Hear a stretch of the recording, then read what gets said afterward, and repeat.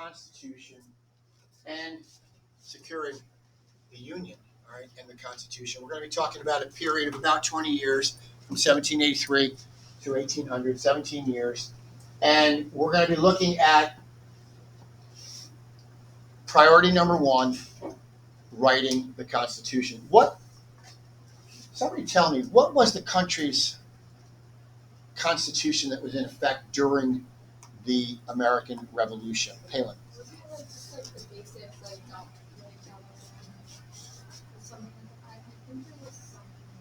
There was a constitution which was not very effective. The Articles of Confederation. And in 1783, when the country is now free, it's going to be operating under the Articles.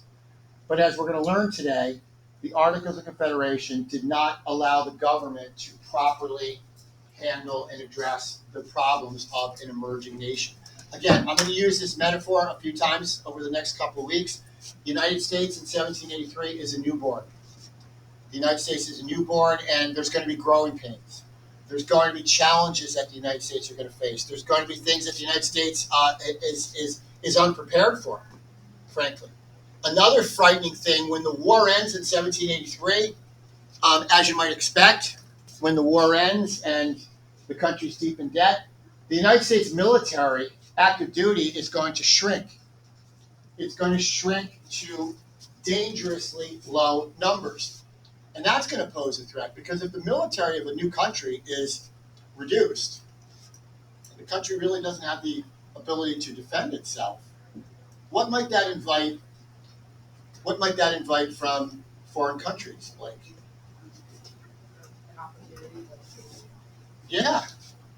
And England is going to take advantage of that opportunity. England is going to try again in the early 1800s to basically take over the United States again. And we'll get to that over the next couple of weeks as well. But for now, let's look at securing the Constitution and Union, 1783 to 1800. All right, here's our major questions for this lesson. Major questions for this lesson. Let's get my bald head out of the way. And let's talk about the following. Get that over there.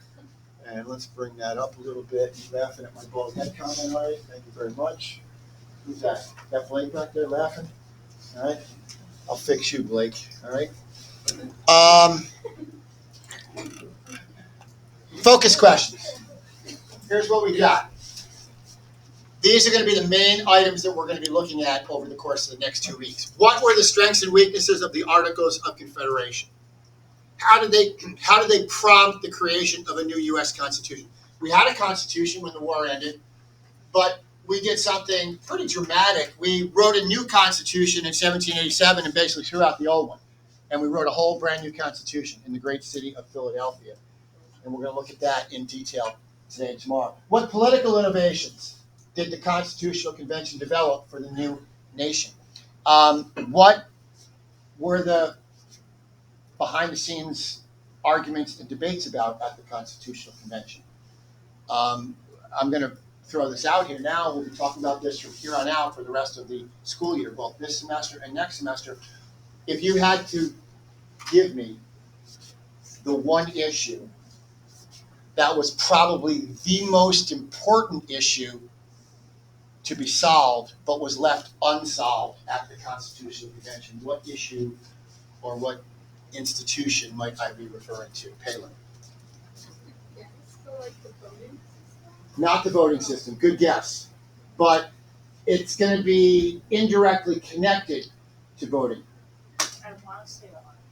Not the Army. Let me rephrase the question. I think I worded the question incorrectly. What social issue that was on everybody's mind at the convention in 1786 or 1787 was kind of like the elephant in the room that should have been addressed, could have been addressed, but wasn't addressed at the convention? The issue of slavery. How do you create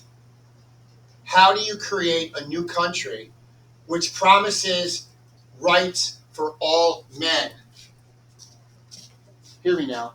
How do you create a brand spanking new country which promises to hold the values of equality and liberty for all men at the fore, and yet hundreds of thousands of African American citizens are going to be excluded from the process. Slavery is going to be an issue that will be kicked down the road at the Constitutional Convention, and we're going to find out today and tomorrow why it was kicked down the road. All right. What were the major debates surrounding the ratification of the Constitution? How were they resolved? In what ways did the Federalist vision for the U.S. differ from that of the Republican opponents during the 1790s? First two political parties are going to be established with George Washington. George Washington will be, he will not be a proponent of political parties. George Washington will say, and tell me if this sounds accurate in 2024.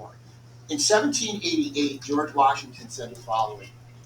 George Washington, while recognizing the importance of political parties, George Washington said the following about political parties.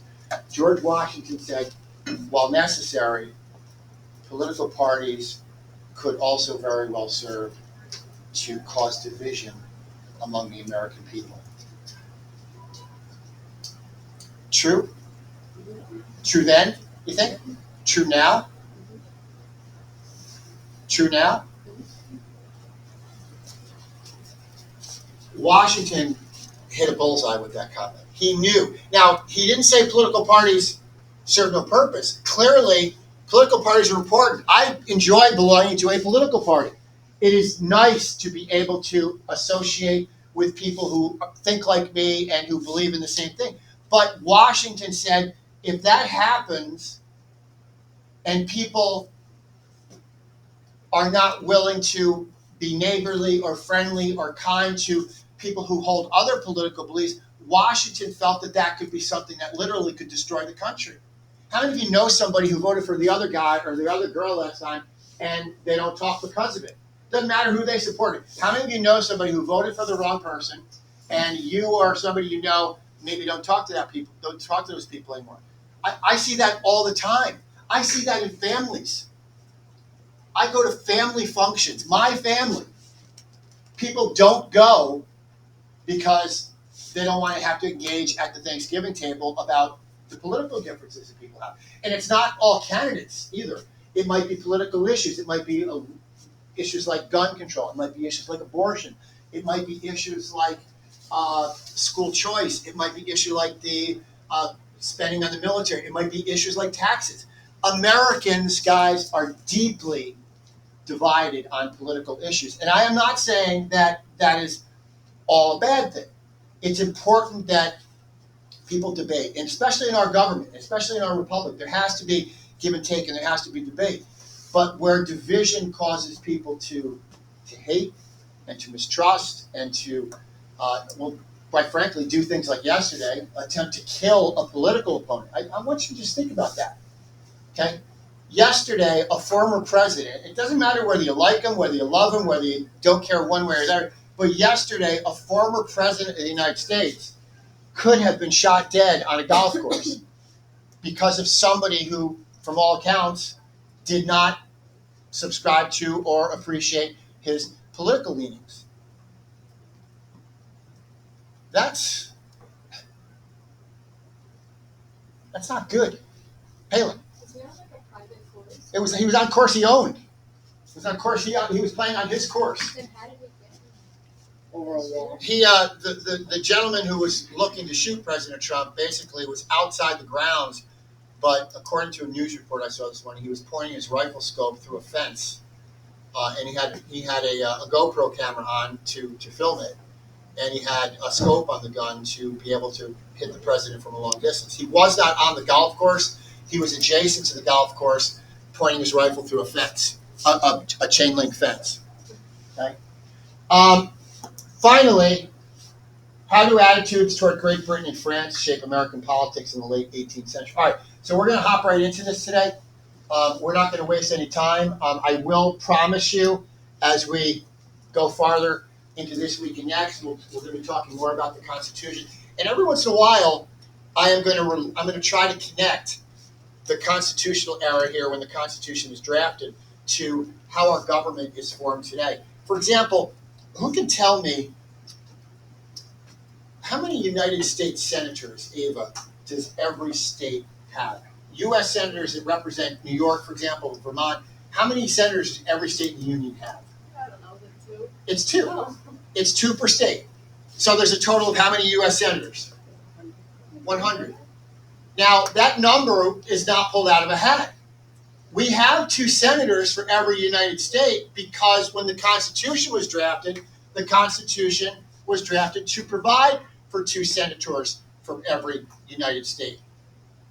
How long is a presidential term in office? When a president is elected, how long does he or she serve? 4 years. 4 years. Again, drafted at the Constitutional Convention. Who's our member of Congress in this district? Who represents this district in the House of Representatives? Is it Elise Stefanik? Is she our member of the Congress? I think she is in this district. Elise Stefanik. How many years does a member of the House of Representatives serve in Congress? 2. How many years does a member of the United States Senate serve in the U.S. Senate? No. Nope. It's 6 years. It's 6 years. A term is 6 years. Now they can run, Alyssa, as many times as they want to run, but a term lasts 6 years. All these numbers I'm throwing at you were all decided upon at the Constitutional Convention, the period that we're going to be talking about right now. And in case you don't know it, I love talking about the Constitution. I love talking about social studies. And this is kind of like, this is my wheelhouse. I'm standing at the plate right now, and I feel like I'm in a ball game. I'm about to hit like a home run. When I'm talking about the Constitution, I feel like I'm in my groove. Palin, you had a question. How many people were there discussing? At the Constitutional Convention, there were almost 60. Okay, and their attendance varied from day to day. They were there 3 months in Philadelphia, hot July and August of 1787. What? They were representatives from each of the 13 states, and they were chosen by the people of the states. One guy was there as the president of the convention. He came not to talk, not to debate, to just kind of serve as president of the convention. You know him as George Washington. Okay, he was a quiet, sat in the back of his chair, just kind of listened. He was a sponge.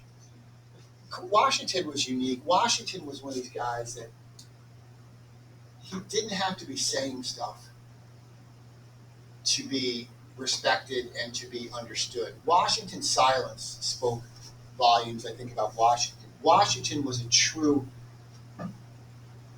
he was a man who wanted to get all the wisdom that he could and then make a decision. So at the convention, he was there. He was a figurehead, but he was there. He was one of the delegates, the president of the convention. Each of the people Palin at the convention were leaders in the individual states. All right. Now, let's do this. I got to get my. All right. Next slide. We're going to look at our overview video from our author. He's going to introduce us to the topic, and we're going to start with an event that happened a little bit west of here in Springfield, Massachusetts. And that event is going to be called Shays' Rebellion. Okay? Shays' Rebellion.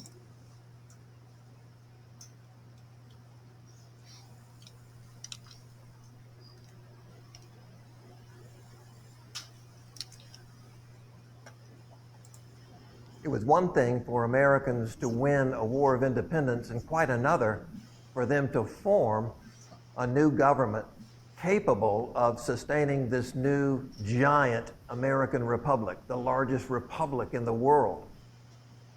Not surprisingly, the new nation faced an almost limitless number of challenges. In 1783, when the war officially ended, America was not yet a nation. It was still 13 independent states. Eventually, a variety of issues arose that would lead to the Constitutional Convention in Philadelphia in 1787. And after the American Revolutionary War ended in 1783, most of the American soldiers, of course, took off their uniforms and reverted to their lives as farmers or merchants or craftsmen. One of them was named Daniel Shays. He returned to his native Massachusetts and took up life as a farmer, only to discover, with the passage of weeks and then months, that more and more of his neighbors were threatened with forfeiture of their farms because they couldn't pay their taxes. The taxes had risen as a result. So we'll come back in the video for just in a moment. I'll cue it up to where we left off. What's the irony about Daniel Shays and farmers in Western Massachusetts, Liz, who are returning soldiers? They fought Britain. They fought as courageous soldiers, and they're coming home and they are losing their farms because they can't pay taxes. What's up with that, Liz?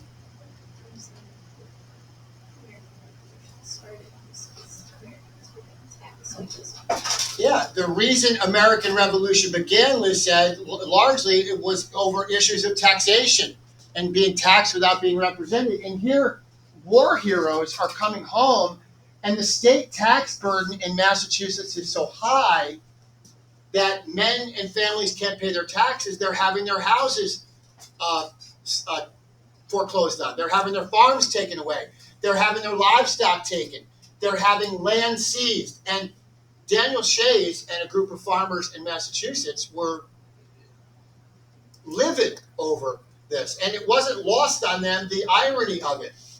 We fought to become free because of overtaxation from Britain, and yet we return home, and Massachusetts is taxing them to death to the point where, and here's the problem with the taxation there, and this is why this is important.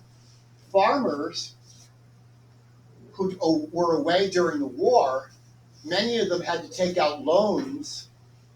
They had to take out loans to buy farm equipment. They had to take out loans to buy livestock. They had to take out loans to buy more land. And because of the tax burden, they can't pay the loans back. So they're really being doubly screwed because they're having their properties taken from them. Is that going to forgive them their loan debt? They're still going to be required to pay their loan debt on top of that. So Daniel Shays and a group of men said, enough is enough. Okay, let's see what happened. You guys remember about where we left off, about a minute in? One thing, after the war, many of those former soldiers risen as a result of the American Revolution, that more and more of his neighbors were threatened with forfeiture of their farms because they couldn't pay their taxes. The taxes had risen as a result of the American Revolution because of the expenses of conducting the war. And now, after the war, many of those former soldiers faced a desperate situation. They had no cash to pay their taxes, and the state government and the local sheriffs were confiscating their farms. So Shays and other indebted farmers mobilized. They actually marched to the courthouse. They threatened to hang the sheriffs. And what came to be called Shays' Rebellion was quickly put down by the Massachusetts militia, but it sent shockwaves throughout the young nation. People like George Washington and James Madison were paranoid about the possibility of these kinds of uprisings emerging in every one of the states.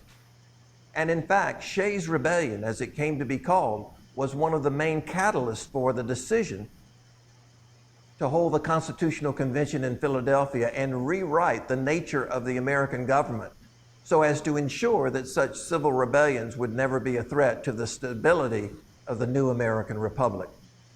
So this is an important point.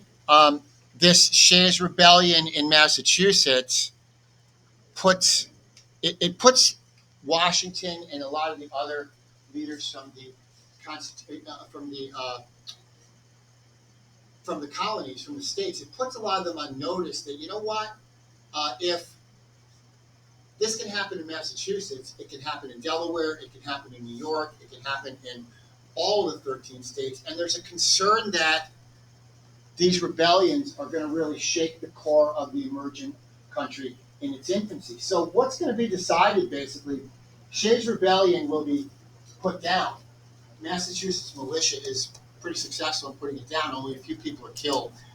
But the shockwaves around the country are going to cause the political leaders of the nation to say, we need to do something to make sure that this doesn't happen. We need to do something. We have to have a government in place that can prevent these types of situations from happening. We have to have a government in place that can properly collect debt and pay its bills. So what's going to happen as a result of Shays' rebellion, the political leadership of the country is going to form a convention that will be held in Philadelphia. And that convention will take place in 1787, or 1786. 1787, Shays' rebellion happened in 86. The convention in Philadelphia, their original goal at the Constitutional Convention was to tweak or adjust the articles to make the articles stronger, to make our first Constitution a more flexible document. But once there, how many of you remember, once there at Philadelphia, what is the new course of action that will be decided upon, Dylan? Create a new constitution. Create a whole new document led by James Madison, who had this idea coming in. James Madison was a Virginian, a bright man who actually, Madison, when he got to Philadelphia for the convention, he brought in literally his own library of books on government, of books on establishing government, books on republics, and he had those with him for the 3 months in Philadelphia. And that will eventually be what happens. The Articles of Confederation will be deemed inappropriate and unsuitable, and instead a brand new, beautiful Constitution will be established that will go into effect September, actually it will be finished on September 17th, 1787. Tomorrow is Constitution Day around the country. Tomorrow is basically the anniversary of the date the Constitutional Convention ended. We had our new Constitution written and drafted on September 17th, 1787, and do the math, that was 200 and, I said 237 earlier, 200, let's do the math here, 1787, this is 24, so yeah, it would have been 247 years ago, yes, Mrs. Moore. Are they still adding to the Constitution today? The only time the Constitution is added to is, I'm going to put this to the class, good question. The only time the Constitution is added to or edited is when what happens? I think Two it's of the three. Miss Howard, when what happens? A new bill is passed. No. A bill is a law. That's okay, good guess. A bill is a law. A bill is passed by Congress, signed by the president. There have only been 27 changes made to our Constitution when an amendment is processed. The only time our Constitution is changed is when the Constitution has been amended. And to your question, Palin, our Constitution was amended last in 1992. Before that, 1971. Before that, the 1950s. Our Constitution has only been changed 27 times. With that exception, the Constitution is identical word for word as when it was written in 1787. It has now don't get me wrong, every one of the amendments that we have changed to our Constitution has been an important amendment that changed the lives of Americans. Many of the amendments changed the lives of Americans in a positive way. For example, 1865, the Civil War ends. The First Amendment after the Civil War, 1865, will see what action taken by the Supreme Court. 13th Amendment will do what to the institution of slavery? Liz. 13th Amendment will abolish slavery. It will, and you know what? Your reading pointed this out. What word, last question for the day, what word does not appear in the Constitution until 1865? It was the elephant in the room we talked about earlier in class, but this one word does not appear in the Constitution until it is abolished. Slavery. Before slavery was abolished, people were called free persons or other persons. And that was intentional. That was absolutely